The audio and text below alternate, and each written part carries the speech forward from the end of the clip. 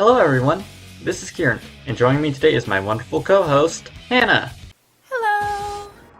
We're going to be looking at a fight between the two Street Fighters, Maki Hayakawa from Airmaster and Hakufu Sonsaku from Ikki Tousen.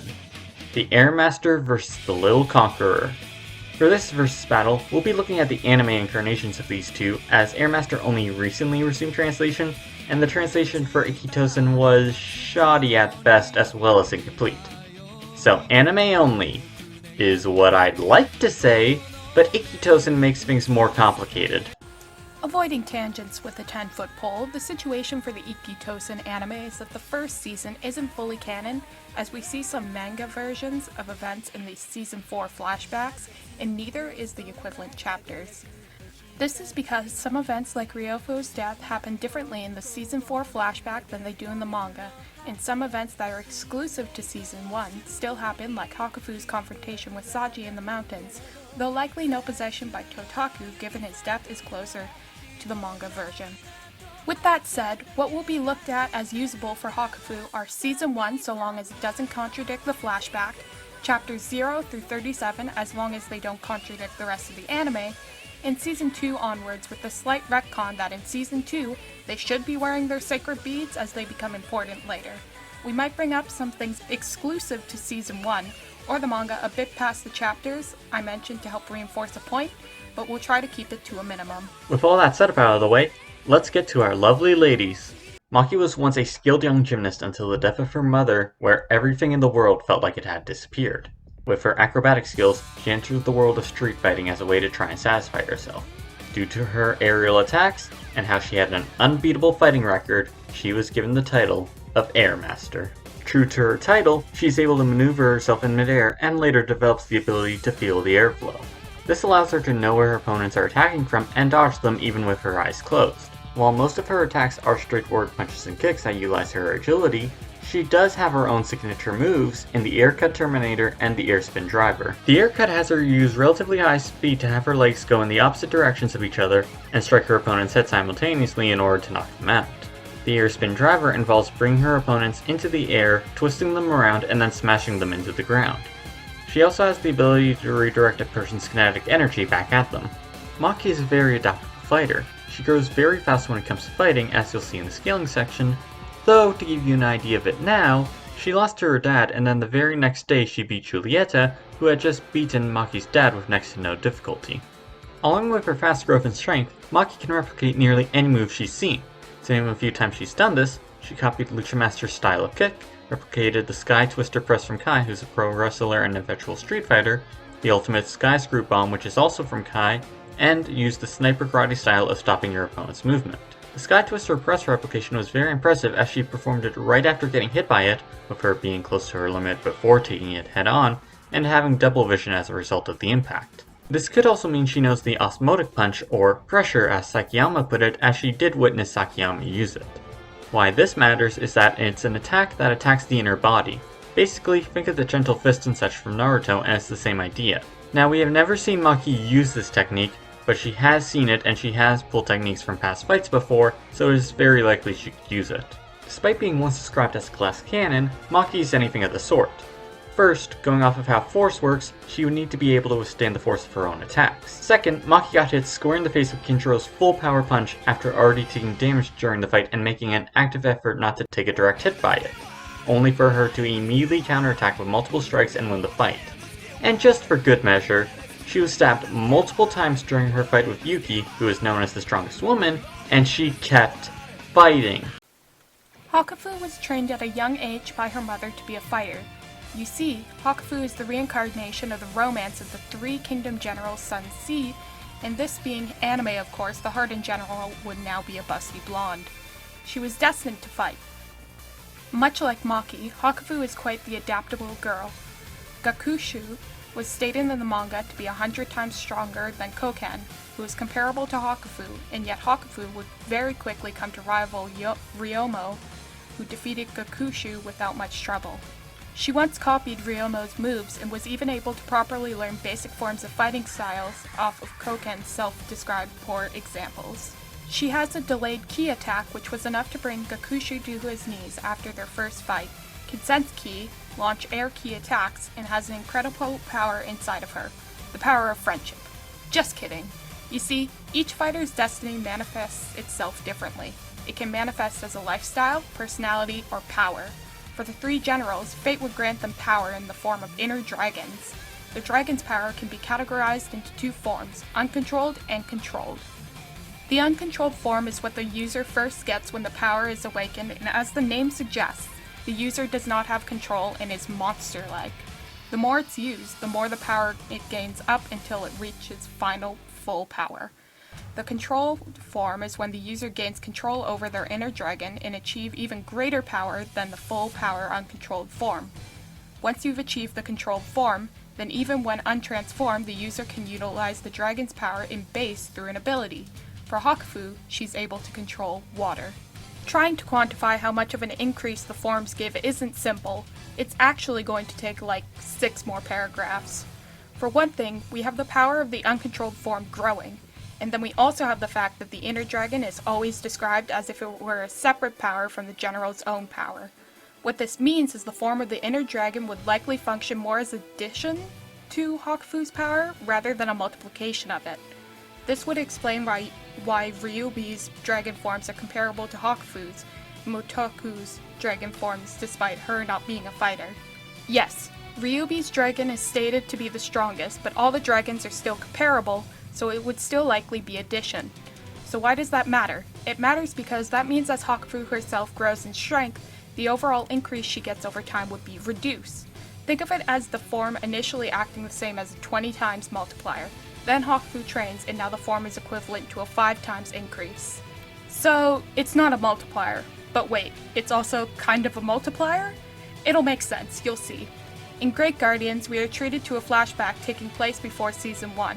In it, Shiozu was stronger than Ryomu and told her that Saji is 10 times stronger than him. Ryomu would train and get stronger with Hakufu being able to affect her during their first fight. When she awakened her inner dragon during that first fight, after beating Ryomu, she broke Saji's arm, and while he was able to knock her out, he later described that power as something he can't handle. With both the form and Hakufu getting stronger, we can say for simplicity that the uncontrolled form is a 10 times increase. While the 10 times to Saji was referring only to strength, we can have an increased speed as well, as it made Hakufu faster than Yukitsu, who we'll delve more into when we scale speed. As for the controlled form, for strength we do have a feat from Ryubi's dragon power, so we can use just that. For speed, it's less precise than with the uncontrolled form, but we can estimate with 10 times again. This is due to the speed of an attack, and the person doing said attack are stated to get stronger. Again, I'll go into more detail in the speed section. And she can take quite a beating too. During her first fight with Ryomu, she got hit by an attack that should have reached her brainstem, making her unable to move for an hour, only for her to immediately get back up. She also faced a bunch of fighters from Yoshu Private School while still injured and won, unlike the anime version where she needed her inner dragon.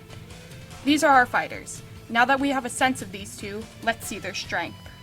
Maki faced an easily defeated Tsukio, who with his jackhammer punches created holes in walls. Later, 2 goons are hit by the jackhammer punches and get back up. Maki one-shotted those goons not only then, but also back at the beginning of the series before she got stronger for her fight against Julieta. To be fair, you could say the goons got stronger too, but if you ask me, they don't really look the type to train, if you know what I mean. Maki would then go on to face Eternal, where at the end of the fight, a building collapsed on top of her. She would come out of the rubble no worse for wear than what Eternal already did to her. And even more than that, Saikiyama was there. Saikiyama, being someone who scales above the level of power Maki showed during her Tsukio fight, was casually one-shotted and knocked out by Maki.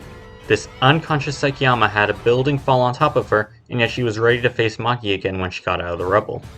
Her being unconscious when it happened is a pretty big deal, as it means that it happened when she wasn't guarding at all. This matters as it means she could likely defend against far worse things when on guard, as at one point Maki held back so much that she lost against a person who the very next day she would beat before they could take a single step. This pretty clearly puts Maki above building level from feats. We can get a more precise reading of her strength through kinetic energy. Kinetic energy is the energy something produces based on its mass and speed. It isn't always used, as it gets complicated for characters that move faster than light because of the whole implying infinite mass thing. Sometimes writers just want a character to be fast and don't make their attacks any stronger, and sometimes it could just be irrelevant. After all, why use a kinetic energy calc that gets a character to building level when they can punch mountains to pieces? Thankfully, kinetic energy can be used for Maki. This is due to her normal method attack utilizing the kinetic energy of launching her whole body at her opponent, one of her techniques explicitly being stated to transfer her opponent's kinetic energy back at them, and that building collapsing on top of her isn't her upper limit as discussed before. First, we need her mass. Yes, how rude of me to investigate a lady's weight, but I must. Maki is 16 years old and 6 feet tall. The ideal weight for these two categories is between 55 kilograms and 79.83 kilograms. Considering all the fighting Maki does and how she is quite muscular, she's likely closer to the 79.83 kilograms. With the mass out of the way, we just need speed so we can get into the speed scaling. To quickly get this out of the way, the 500 kilometers per hour statement about Giulietta's kicks is not a limiter, as Maki was faster than him. He does this to a character who already moves faster than the eye can see, and he stayed to get faster during the same fight. We also have beats, other statements, and scaling that should put characters as being faster than this, so there's even more reasons not to have 500 kilometers per hour be the apex of speed in Airmaster. With that out of the way, onto the scaling. In her fight against Tsukio, Maki states she'll let him feel a pleasure that's faster than his eyes or ears can sense when she finishes him with a pile driver. This isn't hyperbolic, as Maki's reason for fighting is to experience intense feelings so she wouldn't lie about those types of things. So, faster than sound, which would be about Mach 1.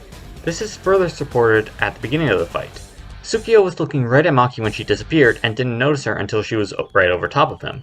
Considering human reaction speed, the distance between the two, and the fact that Maki seemed to be more than twice her height in the air, and that has Maki moving at about 447.8 meters per second, or about Mach 1.306. Her pile driver was implied to be her fastest action in that fight, and Tsukio himself states that the skill difference between him and Maki is so grand that he can't get a measure of her strength. Judging what her top speed at this point does require some guessing. Considering Tsukio's statement, and that Maki wasn't really trying, we'll say that her max speed is twice as fast, so Mach 2.612. You could say she should be faster, but that would be getting way too far into headcanon territory, so I'll just stick with 2 times. Maki's father was able to defeat her, and then the very next day got blitzed by Giulietta when looking right at him. Maki was then faster than Giulietta during the entire fight, as I'll demonstrate. She was able to save her sister Miori from being kicked by Giulietta, despite Miori running towards Giulietta and seemingly being closer to him than to Maki. Next, a standing still Maki had Giulietta's kick less than a foot from her face, and yet she was able to jump back and catch the kick. Finally, throughout the fight, she never received a direct hit. She was always able to dodge, block, or redirect the attack, even after it's implied he got stronger at some point in the fight, given the fact that he said Maki was like him when Maki just let out some energy that was suddenly overflowing within her. Next, we have Kinchiro. In his fight against Maki, they were almost equals. After losing the fight, Kinchiro went off to train, and when he came back, he competed in the Fukumachi rankings. He faced Kawahara, ranked 10, who moved faster than Kinchiro could see, and was only stopped when Kinchiro took a punch to the face so he could hold the punch there.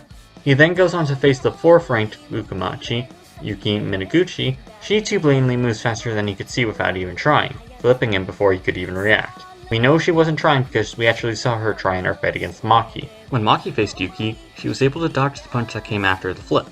This caused Yuki to become serious, in which Maki could still counterattack and used airflow to dodge her even with her eyes closed. Even when it got to the point where Maki couldn't dodge anymore, she could still perceive Yuki's movements.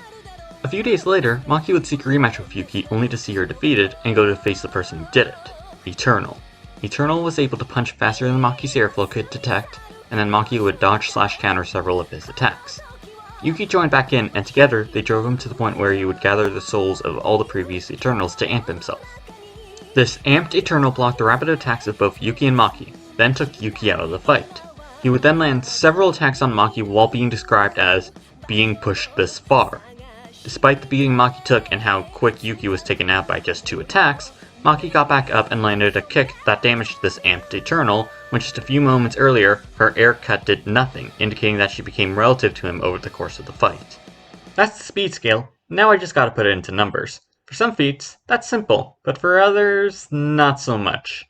Yuki is clearly meant to be faster than Kawahara, but considering how faster than eye feats are calced based on how much you moved in that time, Kawahara ends up seeming faster in comparison. Kincho didn't scale to Kawahara's speed, so it's not like we can just say, hey, oh, she was moving this many times faster than Kawahara. To make things simple, I'll scale up to Kawahara's feet, then just double it for the end of the series Maki, who scales to Amped Eternal. This would account for mid-battle increases as well. Just like the previous ×2 assumption, you could argue it should be much more, but I'm doing it just to be conservative. Giulietta covering the distance to Maki's dad as well as to get his kick up to his face would have covered a distance of about 2.98 meters. As we are now dealing with people who have much better reaction speed than normal people, the distance in meters is about the same as the amount of times faster that person is to the other person. So Giulietta is about 2.98 times faster than Maki's dad. Giulietta's foot was about 13.6 centimeters from Maki's face. In comparison, the distance from Maki's head to her chest is about 53.9 centimeters, and she was able to move that distance before the foot covered the 13.6 centimeters. That makes Maki roughly 3.97 times faster than Giulietta. Comparing Kintaro's height to Maki's height, then his height to the squares in the room where he bought Kawahara in, and each of those squares turns out to be about 0.87 meters long. Kawahara crossed 8 of those squares faster than Kintaro could see, making him close to 6.97 times faster. With final ×2 put at the end, and we have end of series Maki at around 164.74 times faster than when she fought Tsukio, putting her at around Mach 430.16. Now we can finally get to the kinetic energy. This yields about 207.68 tons of TNT, or enough force to destroy multiple city blocks. One last thing is that the Sky Twister Press is stated to give a person twice their weight in power, which in terms of the kinetic energy effectively means doubling it to 414.36 tons of TNT. Hakufu was initially comparable to her cousin Koken, with even some people like Taishiji thinking Koken was stronger than Hakufu. Koken punched the ground hard enough to make a crater, which has been calculated to be 1.07 kilograms of TNT of force. We then have Gakushu being stated as being 100 times stronger than Koken in the manga. In the anime, the 100 times was given to Taishiji. Doesn't matter much here since the flashback goes more for the manga version, except for the fact that the fight kept referring to the numbers, which indicates 100 times isn't just hype. Gakushu would easily be bested by Ryomu, and Hakufu would come to rival a stronger Ryomu. Wabam! Uncontrolled inner dragon form is 10 times Hakufu's normal energy, and she actually scales it to her base. Lol, scales. Like dragon scales. Get it? This is due to her being comparable to a revived Ryofu, who beat Saji. I should note that in the manga version, Saji still had a broken arm, unlike the anime, but Ryofu is still regarded as one of the strongest fighters, and Saji said she could have easily killed him during that fight, so she should still be above him. There is also her scaling to Kanu. Kanu was able to beat an incomplete, uncontrolled Hakufu while one of her arms was broken and was prepared to face a full-powered version. While she wasn't sure who would have won had the fight not been interrupted, it was also suggested that Hakufu was getting sucked into Kanu's destiny and would be the general she was meant to kill. Point is, Kanu should be on that uncontrolled level, especially since she does train. In Shugaku, Toshi, Kuroku, Kanu, and Hakufu face each other and it ends in a draw. So altogether, that puts base Hakufu at 1.179 tons of TNT. How about her controlled inner dragon form? For that we look at Ryubi's dragon. In Extravaganza Epoque, Ryubi's dragon dispersed a large group of clouds. That may not sound that impressive, but the important thing to remember about clouds is that they are mostly made up of water, which means they are actually quite dense. Them being dense means they have quite the mass, so once again we will be using the kinetic energy formula. Clouds can range on average from 2,000 meters to 6,000 meters in the air.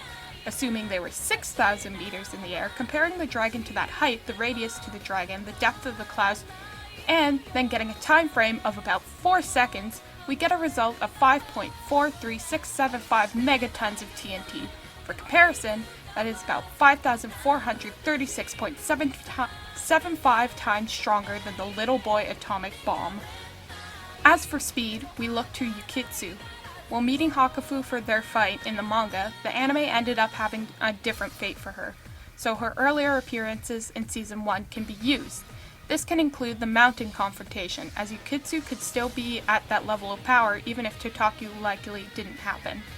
Even if you don't want to use the mountain confrontation, as it's unclear how exactly it went down, the takeaway of her speed isn't that different, at least in terms of her full speed being much faster than base Hakufu's. When Yukitsu and Hakufu were getting ready to fight by a pool, a beach ball came towards Yukitsu and she destroyed it faster than Koken can see. Moving faster than the eye can see has a broad range, and considering how close the ball was to her, this would put her more in the 34.3 to 50 meters a second range. Hakufu was able to see her destroy the ball and still be confident in facing her, so she scales to this level of speed. If we include the mountain confrontation, then Yukitsu scales to and above Totaku possessed Hakufu, whose powers surpassed all her previous uncontrolled inner dragon forms, only being surpassed after by the full power form. It should also be noted that Yukitsu did both this and the beach ball feat while wearing weights that are 80 kilograms in total. During her actual fight against Hakufu, she could casually dodge her, and when she took off her weights, she moved faster than Hakufu could see. Then, the full power inner dragon Hakufu blitzed her. So with the speed escalation present, you can see why we're using 10 times. Applying that 10 times to the beach feat, then we have a speed of Mach 1 to Mach 1.46 for this form of Hakufu, who, as discussed above, her base form would later scale to. Next we look at Motoku Soso. Soso used his dragon powers to launch an attack from the clouds to inner dragon Hakufu, and it hit her before she could charge up to him. With the height of the clouds mentioned before, this feat could be 559.92336113 meters a second to 1702.780504 meters a second. Considering what we put inner dragon Hakufu at, and that she should be marginally faster considering all the fighters' training, then the attack should probably be closer to its upper limit. Soso's dragon is then stated multiple times to be growing in power, with it even being described as coming to a boil before being fully awakened. Controlled inner dragon Hakufu would then match a fully awakened inner dragon Soso, once again multiplied by 10, and we get controlled inner dragon Hakufu to Mach 10 to Mach 14.6. A reminder that the dragon power is like addition, so once base Hakufu scales to her uncontrolled form, the top speed for the controlled form wouldn't be that different from what we just found. So, Inner Dragon Hakufu could end Maki in a single hit, but Maki can easily dodge Hakufu without even using her full speed. What happens now? Can Maki do anything to this form of Hakufu? It's pretty clear that power-wise, Maki can't do anything, as even the Sky Twister Crest would be thousands of times weaker than Hakufu. The air cut wouldn't work due to the sheer power difference as shown with Amped Eternal, and similarly, any attempt to redirect Hakufu's kinetic energy would just cripple Maki. The only thing Maki has left is the Osmotic Punch if we decide to grant it to her. It being an attack that attacks the inside would be useful as it would bypass the durability difference. That sounds good in theory, but looking closer at it, this doesn't seem like it would be enough to grant Maki the win. While the Osmotic Punch is meant to be an instant KO type of move, Airmaster itself has shown that stronger characters won't go down from it that easily. Kai was hit by it twice in the same fight, and not only did she win the fight, the second Osmotic Punch didn't even stop her from launching an attack. If someone like Kai can do that, then surely someone thousands of times stronger can also do it.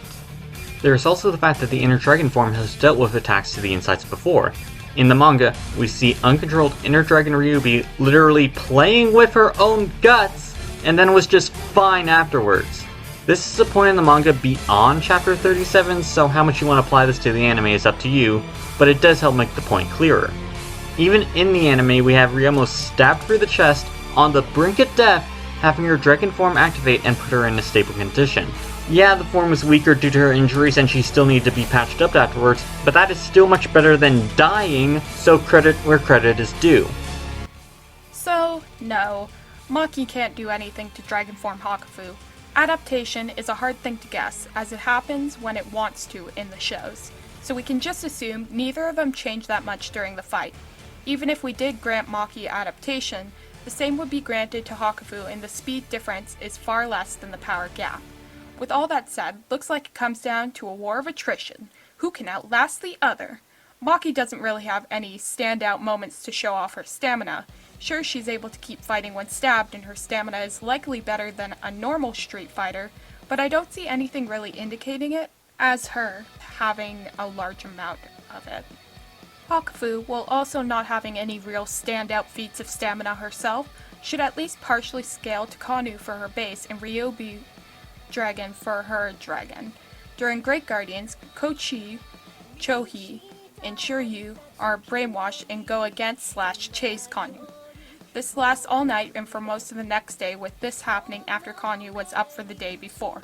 Kochu and Kohi would be fodder to Kanu, but Shiryu is actually a rival to Kanu, so anytime she would encounter her during that time range, she would have to try close to her max. Even granting that likely fact, Kanu spent most of the time running and hiding, considering her fight with Hakufu that ended in a draw seemed to only be about an hour, that is still over 24 hours without sleep, constantly on guard, constantly moving around, and having to try when fighting did occur. As for Ryubi's dragon, even after being restrained by Kanu and it being stated that the dragon form drains energy, it still took several days for her to revert from that transformation. That was for uncontrolled dragon, so it would be expected that the controlled version would have better stamina even by just the virtue of having it be less of a drain. So, Inner Dragon Hakufu beats Maki and that's it? Well, not quite. It's entirely possible that Maki just beats Hakufu before she can transform. It's in Maki's character to speed blitz her opponents if she can, and the gap in speed would certainly allow her to do it, and it's been shown in the anime and manga of Ikki Tousen that the transformation can be interrupted. Granted, that was for the uncontrolled form, so you could argue it's different for the controlled form, but attacking before she has the chance to activate is still a viable option. In fact, this is likely what happened when Hakufu faced Lady Himiko, as when she woke up after the fight, she didn't seem that injured and wasn't sure of what happened. It would also be in Hakufu's character not to start the fight in the dragon form, even when serious, as shown when she went to go save her friends in Extreme Executor. She just charged in without transforming, or the time she fought Kanu to a draw, when just activating the form would have granted her the win. So, it's really about the conditions you set for the fight. If Maki and Hakufu are serious about the fight and still in character, then Maki speed blitzes and one-shots Hakufu.